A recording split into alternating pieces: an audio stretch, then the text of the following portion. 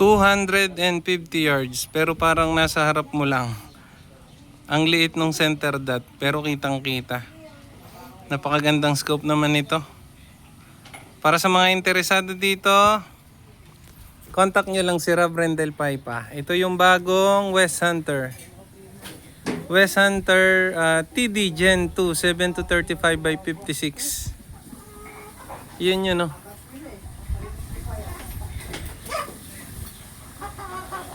Pero pag sinilip mo sa scope, parang nasa harap mo lang.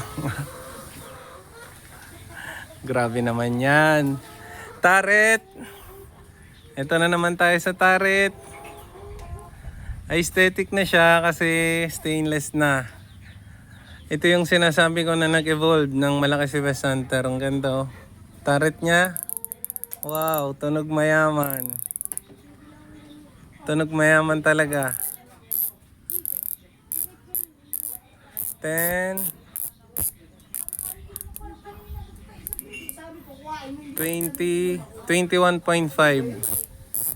Sa current setup ko ngayon, kaya ko mag 0 hanggang 395 yards. Kung nabibitin pa kayo, pwede rin kayong magdagdag ng optimizer. Yan, itutuwad niya pa yung rail nyo. Pero 300 plus is too much. Hindi na yun magagamit sa hunting.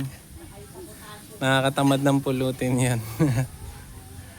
So yun lang, para sa mga may gusto nito, alam nyo na, i-contact nyo lang si Rob, i-video call nyo, pogi yan. Alam ko walang available pero pwede mag-pre-order. Sa mga nagmamadali, pwede nyong i-mine.